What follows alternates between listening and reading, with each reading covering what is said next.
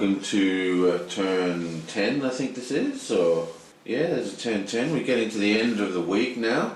We're almost in the red the last 2 weeks. We'll get to that, what that means when we hit it.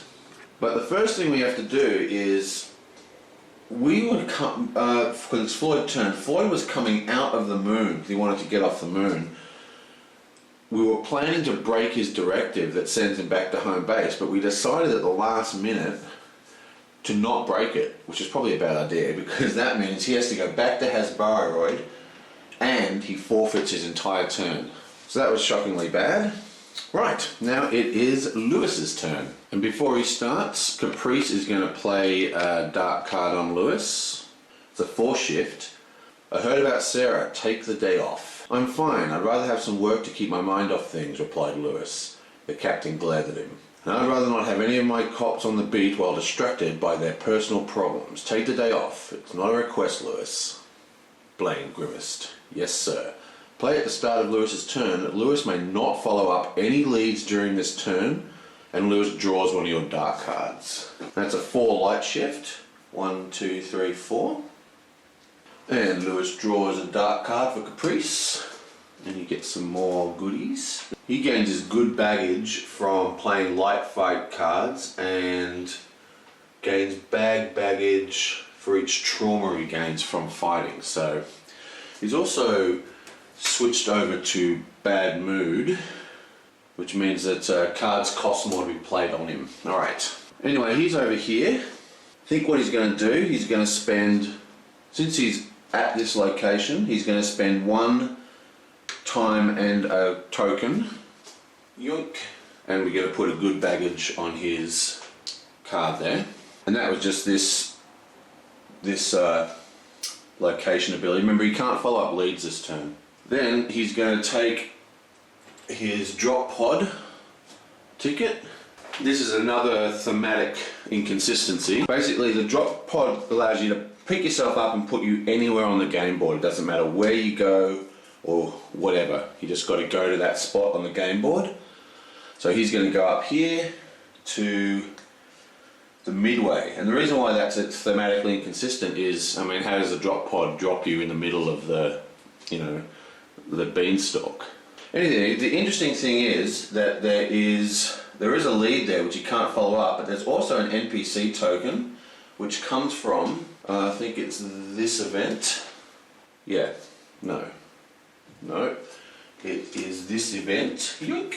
Mr. Lee is holding court. There seems to be some sort of heavy power broken going on in the underworld right now. I'd advise everyone to steer clear for the moment. Moved Mr. Lee to the midway, that's where we just went. The first detective to spend 3 time there may gain 1 of each type of normal favour. That's pretty powerful. So we're going to place this down as a solved event. And he's used 1 time to get the good baggage. Then he used his drop pod, which doesn't actually take any time. And then he spent 3 time, 1, 2, 3. And that gets him 1 of every type of event or whatever. Not event, you know what I mean. 1 part of favours. He's got all the political favours and stuff. Right. Now that's worth quite a lot of VPs. What have we got here? 1, 2, 3, 4, 5, 6. Now he's got 6 cards, so he has a maximum hand size. He can't even pick up more cards. And his final 2 turns, he's going to go 1 to the root. This is gone. And then 1 to the clinic. Also, I forgot, at the end of the 3rd day, this comes off that guy, and this also comes off Noise, and so Noise gets a hit marker, and she gets a 2nd hit marker. And that's another 2 movement, 1, 2. Yoink! Okay, next player. Right, so it is Rochelle's turn now, and she is all the way up here on the moon. Now, there's quite a lot of stuff going on there, but I think what's going to happen is Raymond's going to play a card. Yoink! He has some pretty good cards here, but the interesting one he wants to play is this one. Cost 5. Slow down and tell me what happened. Father's Day. Rochelle. Liana reached out, stopping just short of touching her. Rochelle wondered how she must look to get that kind of reaction from her friend. It's Dad. He's... Rochelle swallowed, looking down at her vid phone, still showing a message from the commissioner. I gotta go, Liana. I gotta go. Play at the start of Rochelle's turn while Captain Beckerman is alive, which he is. She immediately moves to the NAPD and discards all of her light cards. Afterwards, she either loses 3 time or gains 2 stress, whichever she chooses. So we just snatch her off here and we place her at the NAPD. Now, this is a 5 cost card. And as you can see, he's only got 1, 2, 3 slots. But the card matches the current plot, and we're going to use that to -1, so it's actually a 4 cost. And now we just need to discard 1 card, and we're going to discard this card. Actually, now that I'm thinking about it, maybe I don't want to discard that card. It's actually pretty damn cool. Okay, we're actually going to discard this light card, and that's reduced the cost to 3. So it started off as a 5 cost, which we then reduced by 1 using a card, and we reduced it again because it has a matching plot. Makes this a 3 cost. 1, 2, 3. Now let's look at the lead situation here. Basically there's a lead here, and there's a couple of leads down here. I don't know if the second one's in, yeah, that one's in shot. So there's 3 leads around her. Now the interesting thing here is that her baggage is quite easy to place, okay? She gets good placing. She gets good baggage each time she places a piece of evidence on a suspect, and she gains bad baggage each time one of the fight cards or a dark father's card is played. Just check. I'm pretty sure this is a father's card because it's got Father's Day at the top. Doesn't really say it anywhere, but I'm going to say that's a father's card. So she already gets 1 bag baggage. That means she needs 2 good baggage, which means she needs to place 2 leads. If we don't sacrifice the time, we gain another 2 baggage, which means she needs to place 4 leads, because she'll have 3 bad baggage. Now it's very easy for her to place good baggage, because all she has to do is follow up leads, but at the same time, it can be very hard for her as well. Because it's so easy for all other people need to do is play dark cards on her. So I think she's going to take the 3 damage. So that's 1, 2, 3 time, loses half her turn. And to make matters worse, she also has to discard all her light cards, but she doesn't have any, so not a problem. Okay, that's a pretty nasty opening turn.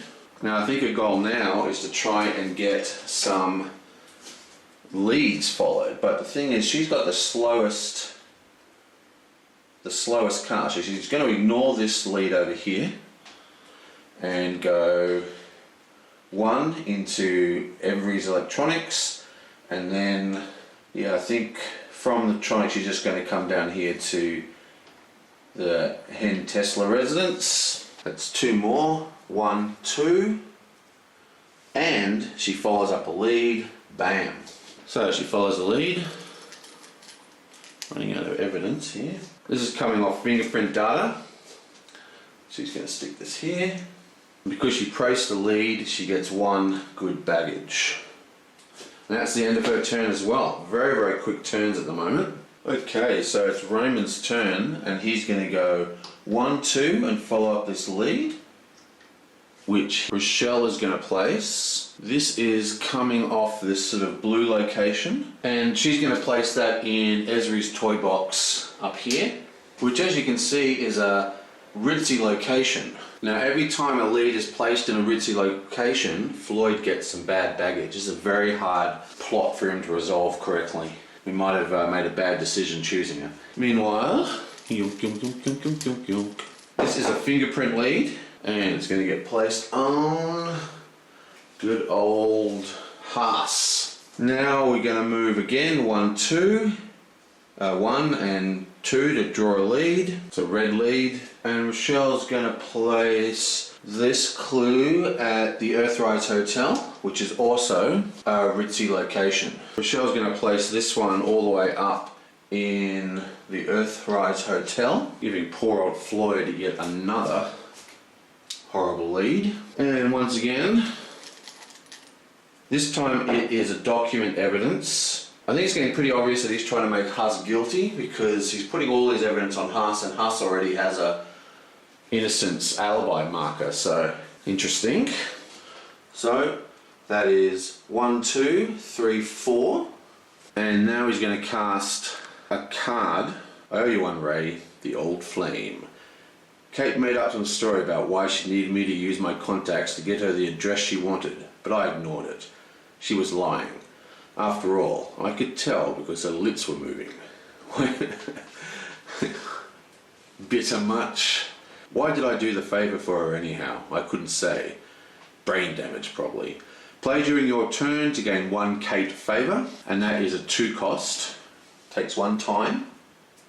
Now unfortunately we can't punch this, so go 1, 2. You can't make it 3, which would be really handy. She gains a Kate favour, which is worth mucho dinero in this particular game. For his final move, remember he's got the longest car, the fastest car thematically. We just get all the cars. I don't know if I've shown you this before, but all the cars have different speeds, and his is just longer. Actually, yeah, it's just a tiny bit longer than Cassie's. Anyway, and for his last move, he wants to move somewhere where he can draw a card, and he can get to Jack's Diner. So he's going to zip over to Jack's Diner. Now, because he moved into a city location, he drops 1 dark level, and he draws a card, and he's going to draw 1 for Cassie. It's not a name, is it? What is her name? I've suddenly forgotten her name. Caprice. Okay, so that's the end of his turn. Okay, so Caprice is all the way up here in the nightclub at Wayside, but before she does anything, she's getting a dark card played on her by good old Raymond. And this is a 6 cost card, which means it's like one of the best cards in the game. 6 cost cards are awesome. The problem with the 6 cost card is that you can only move 4 slots, so you've got to discard 2 cards to play them, or you need to use the plot to modify. Now, let's have a look at this. This is a really powerful card. Where were you, Daniel? Someone to love. She called him again, got his secretary again. Daniel, please, She trailed off, stifling a snob. Please call me. She put her head between her knees and rocked back and forth, back and forth. Crazy woman. Okay, and play at the start of Caprice's turn while she has no Daniel favours and Daniel is alive. Caprice loses 4 time and gains 1 betrayal. Well, she has no Daniel favours and Daniel is alive, so she's screwed basically. We check out her plot card. She does have betrayal written on it, so she gets bad baggage. And worse, even worse than that, she loses 4 time, which means she starts at 6. 1, 2, 3, 4. Bam. Harsh. But to play that card, he needs to discard 3 cards because he's only got 1, 2, 3 slots he can move. And Caprice's plot is not a matching colour, so he can't use that to modify it. So he has to discard 3 cards, so he can. It only costs 3 dark to move. Now she is at a location that can buy good baggage, but unfortunately she can't actually do it because she needs to have a society favour. Now she's only got 2 movement. Well, she's going to go 1 to Armitage Software and then 1 to the Melange Corp, and that's her entire turn. Wow. And because she went into a city location, she has to go down 1. Plus she's going to draw a hit your back card from Raymond because of that huge punch in the face she just got. There's a bit of spike going on. And that 2 movement, 1, 2, is the rest of her turn. Now finally, this is actually an instant effect. I should have done it as soon as it happened. But the card, this is a special plot. It's unlike all the other plots in the game. She has very unique plots, so does Raymond. Every time it gains 3 baggage, or 3 bad baggage to be precise, she drops 1 sanity and the baggage is removed. Every time she gains 3 baggage, she goes up 1 sanity. Then the plot resolves based on her total sanity. So the higher her sanity, the more VP she's going to get and a better result. Does she end up, in the, flesh reclamation tanks, or does she end up getting a license to breed? Who knows?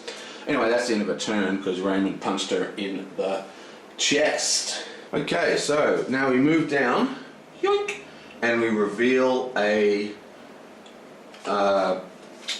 whatever card, you know what I'm saying, event card. Now, so this one slides off and this one slides down. This one gets discarded and that linked to this guy, so he's off the board again. And now we just need another event. Simmons has a new ride to test. Oh, we got this too late. She's a sweet ride, isn't she? Want to take her for a spin? I'm pretty sure she's got all the bugs worked out. Move Simmons to the NAPD. The first detective to sacrifice at least one light card there may take the sports car, even if another detective already has it. Place the sacrifice cards face down in front of that detective. He must discard one of the sacrifice cards at the start of each day. If he is out of sacrifice light cards at the start of the day, the sports car is returned to Simmons and the detective reverts to his old car. Well, that's very cool. And that's in play for the rest of the game. This is very, very important. Remember me saying that Raymond has basically the best car in the game? So you've got Floyd, you've got Caprice, you've got Rochelle, you've got Lloyd. They're all pretty close, and Caprice and Raymond are pretty close, but check out, whoa, look at the sports car, look how fast it is. Much faster. It's by far the fastest car in the game. Extremely useful, and even more useful because of the position we are in the turn track. If you look at the turn track, we're now in the red zone. This is the climax of the game, and this red zone is to kind of simulate the idea that most of the information has been found. The way the boards are set up is probably not too far away from where it's going to be set up at the end of the game. So what the red means is from now on, whenever a card is, whenever a lead is followed up, it's discarded, it isn't moved, which means that it's a lot harder to find those leads, to put them on your suspect. But of course, if you have this super duper car that can zoom around the board so quickly, or if you're a character like Raymond who's got like a whole bunch of drop pods, you can get all over the place and pick these things up. So let's grab Simmons. He's one of Floyd's mate. He works at Hasbiroid. That's why he's got the super Q car. And this gets placed in NAPD. So just to recap how that card works, you need to go to the NAPD where Simmons is, and then you need to discard X amount of light cards. They have to be light cards. Now those cards are then, they form a little deck, and then every turn you need to discard a card from that deck. So if you, when you pick up the car, if you sacrifice 2 light cards, you get it for the turn you pick it up and the next turn. If you have 3 cards, it's 3 or whatever. So it's basically like renting a light card every turn you have the card. The thing is, the game's almost over, so you only need 2 light cards to get it for the entirety of the rest of the game, which is pretty powerful. Okay, so we'll see where that goes next turn. I will see you guys next time.